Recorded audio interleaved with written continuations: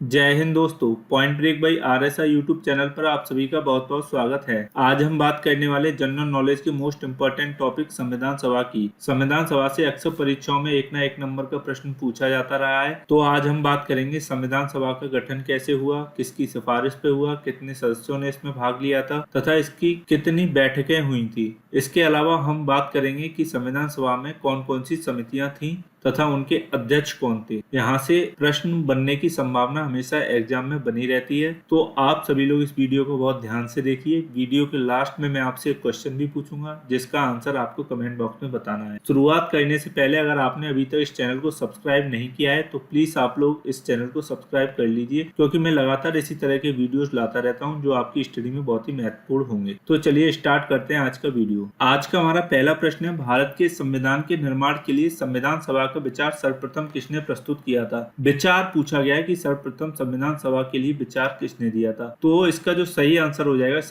जाएगा option 1 Swaraj party ने 1934 में रांची में एक आत्मनिर्णय के अधिकार की मांग की थी और एक प्रस्ताव पारित किया था। इस प्रस्ताव में क्या कहा गया था? इसमें कहा गया था कि वयस्क मताधिकार के आधार पर निर्वाचित भारतीय प्रतिनिधियों की एक संविधान सभा होगी जो संविधान का निर्माण करेगी। तो सबसे पहले जिक्र किसने किया था, कौन सी पार्टी ने? वो किया था स्वराज पार्टी ने। अगर व्यक्ति विशेष की बात की जाए कि किस व्यक्ति ने सर्वप्रथम संविधान निर्मात्री सभा का विचार प्रस्तुत किया था, तो वो किया था एम.एन. रॉय ने। किसने किया था? एम.एन. रॉय ने। और वो कब किया था? ये भी 1934 में ही किया था। तो यहाँ से 2 प्रश्न आपके क्लियर हो जाने चाहिए। चलते हैं अपने अगले प्रश्न पर। अगला प्रश्न है हमारा क्वेश्चन नंबर 2, भारतीय संविधान सभा का गठन किसके अंतर्गत किया जाता है। संविधान सभा का गठन पूछा गया है कि कौन सी योजना या अधिनियम के अंतर्गत किया गया था। तो इसका जो सही आंसर हो जाएगा ऑप्शन 3 कैबिनेट मिशन योजना के अंतर्गत भारतीय संविधान सभा का गठन किया गया था। कैबिनेट मिशन योजना में कुल कितने सदस्य थे? तो कैबिनेट मिशन योजना में 3 सदस्य थे। कौन कौन से थे? ये भी एग्जाम में पूछा जाता रहा है कि कौन कौन से सदस्य थे। तो पहले थे हमारे सर पैथिक लॉरेंस। कौन थे? Pethick Lawrence. दूसरे थे हमारे स्टेफोर्ड क्रिप्स। कौन से थे? Stafford Cripps. और तीसरे थे हमारे, वो थे ए.बी. अलेक्जेंडर। कौन थे? ए.बी. अलेक्जेंडर। चलते हैं अपने अगले प्रश्न पर। अगला प्रश्न है हमारा क्वेश्चन नंबर 3, भारत के संविधान का प्रारूप तैयार करने वाली संविधान सभा के सदस्यों को किस प्रकार चुना गया? तो इसका जो सही आंसर हो जाएगा वो आंसर हो जाएगा ऑप्शन 3 विभिन्न प्रांतों की विधानसभाओं द्वारा। ना कि वो ब्रिटिश संसद द्वारा नामित किए गए थे, ना गवर्नर जनरल द्वारा नामित किए गए थे। वो कैसे किए गए थे? उनका चुनाव कैसे हुआ था? वो हुआ था विभिन्न प्रांतों की विधानसभाओं के द्वारा अप्रत्यक्ष रूप से हुआ था। जो संविधान सभा में जो सीटें थी वो कैसे दी गई थी? वो जनसंख्या के अनुपात में सीटें दी गई थी। 10 लाख लोगों पर एक सीट का आवंटन किया गया था। तो इस प्रकार से प्रत्यक्ष ब्रिटिश सरकार के शासन वाले सदस्य कितने थे? वो थे 292। कितने थे? 292। और देशी रियासतों के सदस्य कितने थे? वो थे 93। कितने थे? 93। और जो प्रांत की सीटों को जो बांटा गया था वो कैसे बांटा गया था? वो हिंदू, मुस्लिम और सिख और सामान्य सीटों के रूप में बांटा गया था। उनकी जनसंख्या के अनुपात के रूप में बांटा गया था। 3 जून 1947 को जो मीटिंग हुई थी संविधान सभा की, उसमें पाकिस्तान के सदस्यों ने भाग नहीं लिया था। तो ये संख्या घट के कितनी रह गई थी? वो रह गई थी 299। कितनी रह गई थी? 299। जब हमारा संविधान पूर्ण रूप से तैयार हुआ 26 नवंबर 1949 को, तो इस पर कितने लोगों ने साइन किया था?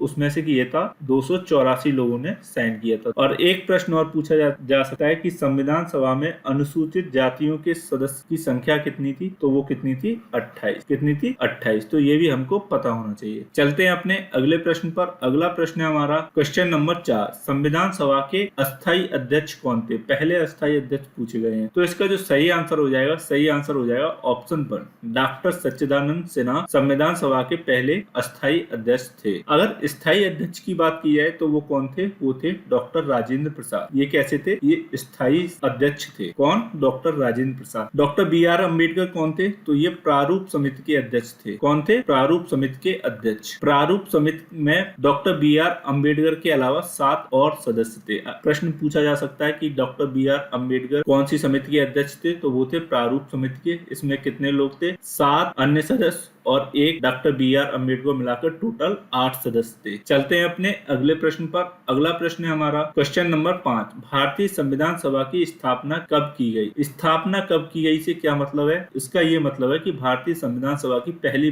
बैठक का आयोजन कब किया गया। तो इसका जो सही आंसर हो जाएगा, सही आंसर हो जाएगा ऑप्शन 1, 9 दिसंबर 1946 को भारतीय संविधान सभा की पहली बैठक का आयोजन किया गया। क्वेश्चन नंबर 6, संविधान सभा में संविधान की प्रस्तावना किसके द्वारा पेश की गई? संविधान की प्रस्तावना पूछी गई है, तो इसका जो सही आंसर हो जाएगा, सही आंसर हो जाएगा ऑप्शन 3, जवाहरलाल नेहरू ने संविधान सभा में संविधान की प्रस्तावना को पेश किया था। किसने पेश किया था? जवाहरलाल नेहरू ने। बी एन राव कौन थे? बी एन राव संवैधानिक सलाहकार नियुक्त किए गए थे। कौन थे? संवैधानिक सलाहकार। बी एन राव ने ही सबसे पहले संविधान का प्रारूप तैयार किया था। सबसे पहले अगर पूछा जाए कि संविधान का प्रारूप किसने तैयार किया था, वो किया था बी एन राव ने। बी आर अम्बेडकर के बारे में आपको पता ही है, ये प्रारूप समिति के अध्यक्ष थे। चलते हैं अपने अगले प्रश्न पर। अगला प्रश्न है हमारा क्वेश्चन नंबर 7, संविधान सभा की संघ संविधान समिति के अध्यक्ष कौन थे? संघ संविधान समिति के अध्यक्ष पूछे गए हैं, तो इसका जो सही आंसर हो जाएगा, सही आंसर हो जाएगा ऑप्शन 2, जवाहरलाल नेहरू संविधान सभा की संघ संविधान समिति के अध्यक्ष थे। जवाहरलाल नेहरू के पास एक और समिति थी जिसके वो अध्यक्ष थे, वो थी संघ शक्ति समिति। कौन सी थी? संघ शक्ति समिति। अगर बात की जाए डॉक्टर राजेंद्र प्रसाद, तो डॉक्टर राजेंद्र प्रसाद 2 समितियों के प्रमुख थे। पहले कौन से थे? वो थी नियम समिति के अध्यक्ष थे, और दूसरी थी हमारी, वो थी संचालन समिति। इन 2 समितियों के अध्यक्ष थे डॉक्टर राजेंद्र प्रसाद। चलते हैं अपने अगले प्रश्न पर। अगला प्रश्न है हमारा क्वेश्चन नंबर 8, मौलिक अधिकारों एवं अल्पसंख्यकों हेतु सलाहकार समिति के अध्यक्ष कौन थे? तो इसका जो सही आंसर हो जाएगा, सही आंसर हो जाएगा ऑप्शन 1, सरदार वल्लभ भाई पटेल इस समिति के, इस सलाहकार समिति के अध्यक्ष थे। अब इसी समिति के अंतर्गत 2 उप समितियां थी। कितनी उप समितियां थी? 2 उप समितियां थी। और वो कौन कौन सी थी? पहली थी मूल अधिकार उप समिति। कौन सी थी? मूल अधिकार उप समिति। और दूसरी थी अल्पसंख्यक उप समिति। कौन सी थी? अल्पसंख्यक उप समिति। मूल अधिकार उप समिति के जो अध्यक्ष थे वो कौन थे? जेबी कृपलानी। और अल्पसंख्यक उप समिति के जो अध्यक्ष थे वो कौन थे? एच.सी. मुखर्जी। अगर बात की जाए मौलिक अधिकारों की एवं अल्पसंख्यकों हेतु सलाहकार समिति की बात की जाए तो वो कौन थे? सरदार वल्लभ भाई पटेल। पंडित नेहरू के बारे में अभी हम बात कर ही चुके हैं। चलते हैं अपने अगले प्रश्न पर। अगला प्रश्न है हमारा क्वेश्चन नंबर 9, तदर्थ झंडा समिति के अध्यक्ष कौन थे? तदर्थ झंडा समिति के अध्यक्ष पूछे गए हैं, तो इसका जो सही आंसर हो जाएगा, सही आंसर हो जाएगा ऑप्शन 2, डॉक्टर राजेंद्र प्रसाद तदर्थ झंडा समिति के अध्यक्ष थे। अगर भारतीय इतिहास की बात करी जाए तो भारतीय इतिहास में 2 झंडा समिति की चर्चा विशेष रूप से देखने को मिलती है। एक तो है सरदार वल्लभ भाई पटेल भी अध्यक्ष हुए थे। कौन सी झंडा समिति के अध्यक्ष थे? तो वो थे 2 अप्रैल 1931 में कांग्रेस के कराची अधिवेशन में गठित झंडा समिति के अध्यक्ष थे। आते हैं अपने अगले प्रश्न पर। अगला प्रश्न है हमारा क्वेश्चन नंबर 10, भारत के संविधान में उद्देशिका का विचार कहां से लिया गया है? उद्देशिका का विचार पूछा गया है या संकल्पना। तो इसका जो सही आंसर हो जाएगा, सही आंसर हो जाएगा ऑप्शन 2, संयुक्त राज्य अमेरिका से भारत के संविधान में उद्देशिका की संकल्पना ली गई है। अगर बात की जाए कि उद्देशिका की भाषा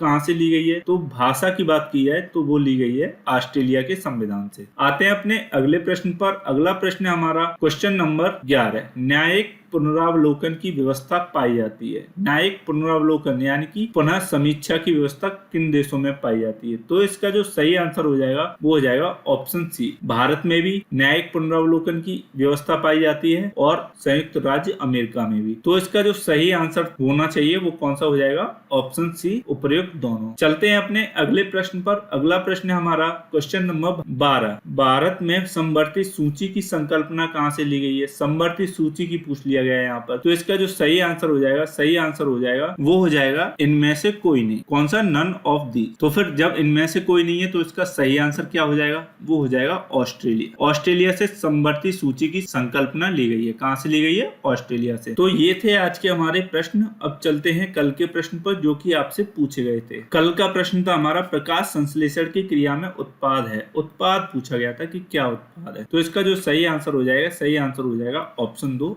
ऑक्सीजन। ऑक्सीजन प्रकाश संश्लेषण क्रिया में प्राप्त उत्पाद है। अब आते हैं आज के प्रश्न पर, जिसका जवाब आपको कमेंट बॉक्स में देना है। आज का प्रश्न हमारा, न्यायिक पुनरावलोकन की व्यवस्था किन देशों में पाई जाती है? तो ये 4 हमारे ऑप्शन दिए गए हैं, इनमें से जो भी आंसर सही हो उसको आप कमेंट बॉक्स में कमेंट करके जरूर बताएं। अगर आपको ये वीडियो अच्छा लगा हो तो प्लीज इस वीडियो को ज्यादा से ज्यादा लाइक और शेयर करें, और हमारे चैनल #PointBreak by RSR को यूट्यूब पर सर्च करके सब्सक्राइब करें। Thanks for watching. जय हिंद।